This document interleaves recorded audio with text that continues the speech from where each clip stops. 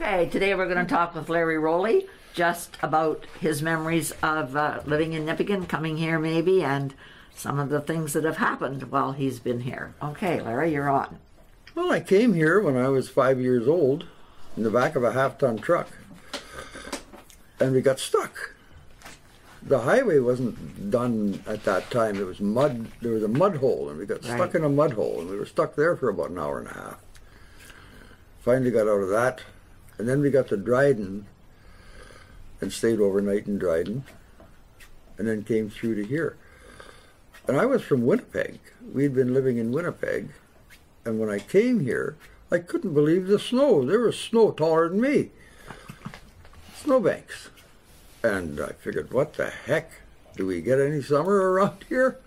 Oh, wow. And I remember that. I remember going downtown when I was about 6. I was in school. Like, I got here just in time to start school. And I got here when I was about 6. I was in town, and I happened to be over by Ruche's, the taxi they had, Ruche and Schwazla, was it? Yep.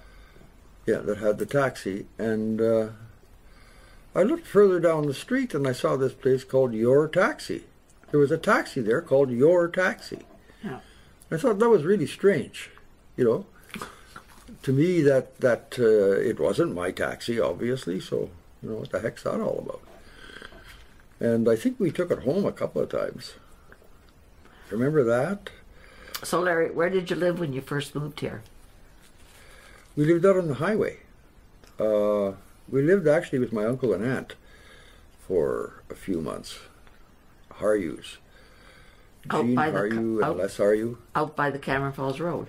Yeah, just around the corner, between the Husky and the BA. Right, okay. At that time. I remember the BA. I don't know when it was built, but it was there since I was young, and then the Husky came later on. But I remember 1957, when the pipeline came in and the highway came in at the same time. And at that time I had a paper route. And I had like 30 customers, 35 maybe. And when that thing came in, people were always asking for paper, so I got a bunch of extra. I ended up with as much as 80 newspapers. Wow. That I would sell, and I would go into the BA usually on my way home and stop and have a coffee, a pop.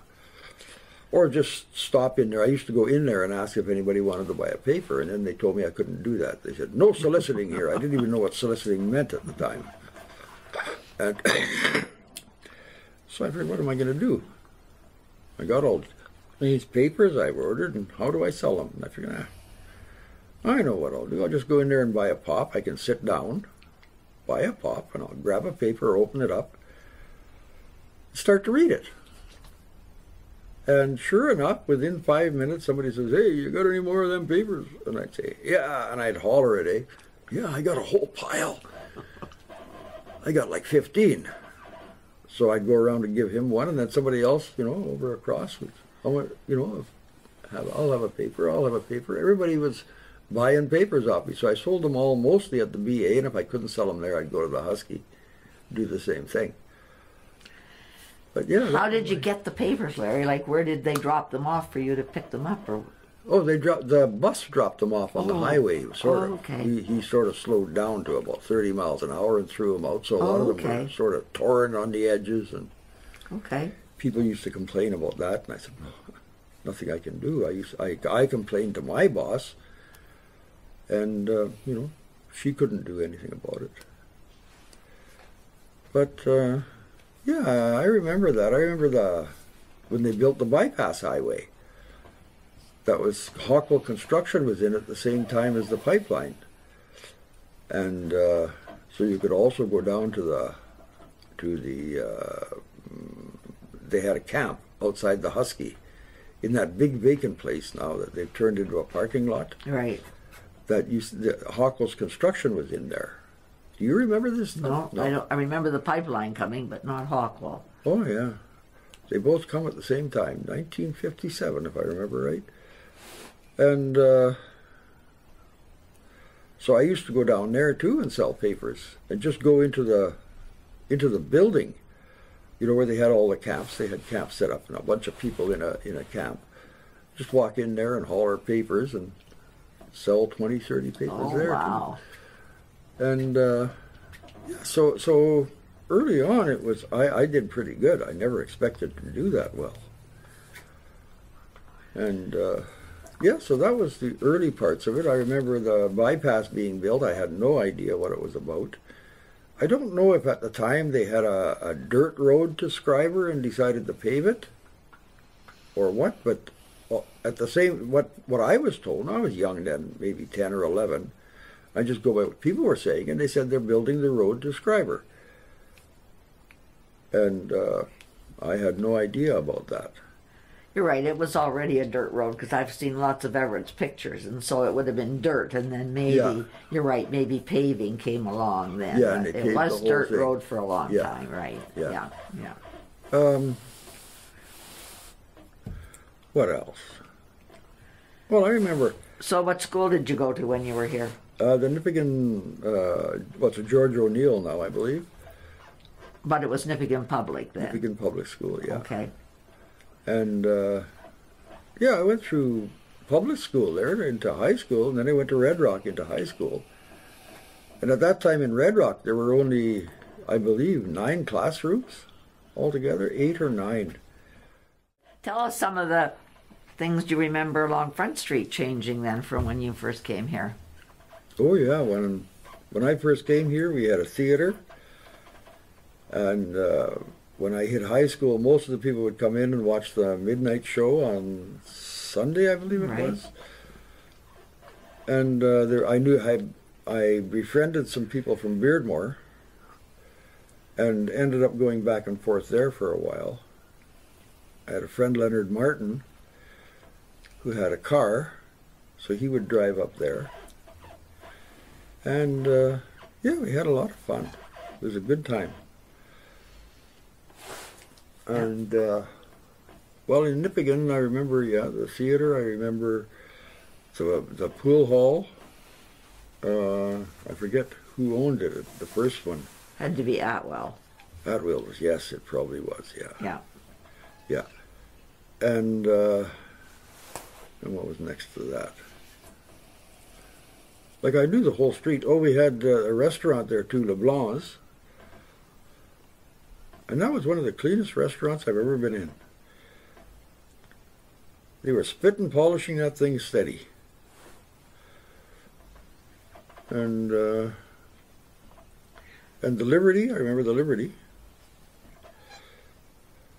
Liberty Cafe. The hotels, Right. the Hotel, and the Ovilio and the Normandy. And then as I got later, they have music there every weekend. So we used to go down and listen to the music. And yes, it was quite a time. So you were of age that you could go into the hotels to listen to the music then. Oh yeah, Yeah.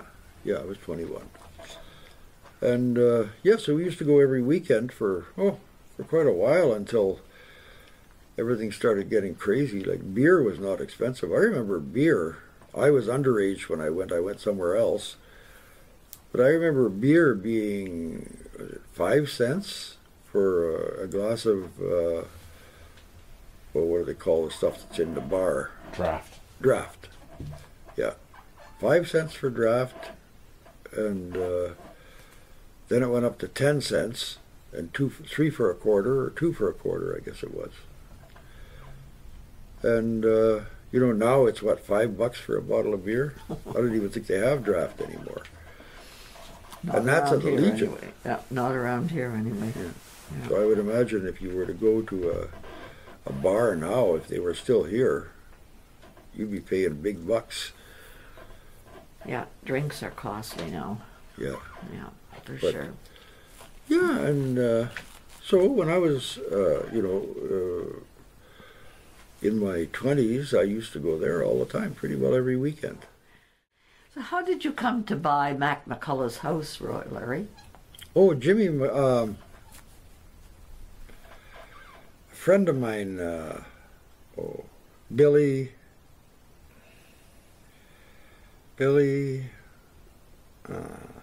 Hedekin. He was a friend of mine, and he come by once and asked me if I wanted to buy it. He said, I'm selling it.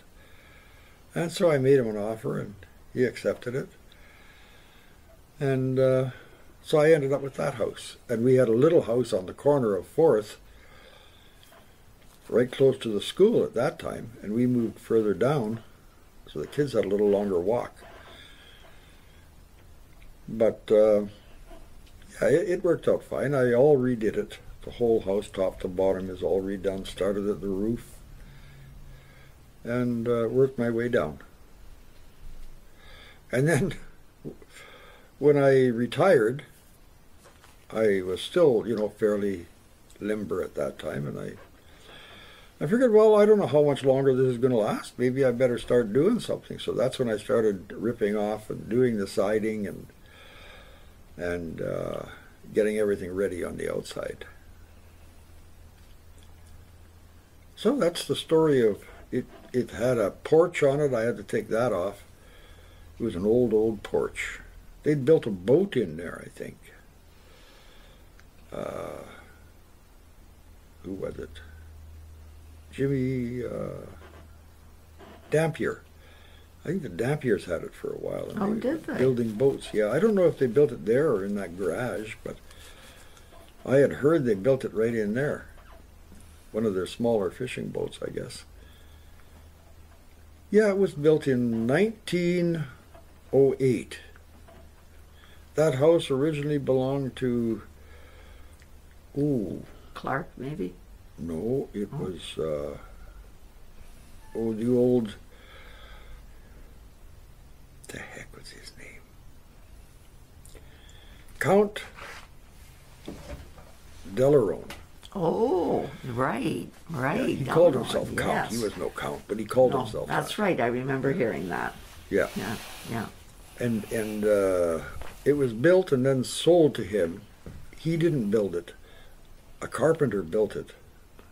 And one thing about that place was that everything was perfect. 100 years old, and everything is perfect. You can take a 4x8 sheet of plywood and lay it up, and right on the 48-inch mark, you'd be right in the center of the next beam. It was a beautiful house inside. I remember going in there. Yeah, it was. It Yeah, was nice. beautiful We had finished. to change it a little. We've changed it some. Right. And I did all the gyprock. I took all the lath and plaster Right. off of everything. Oh, it's a neat house sitting on the corner. It's a historical type of house in this Yeah. town for sure. Yeah. Yeah. Yeah, and it's Yeah. now, 110, 115 years old. Yeah. Very nice place. Yeah. It's for still sure. solid. Yeah.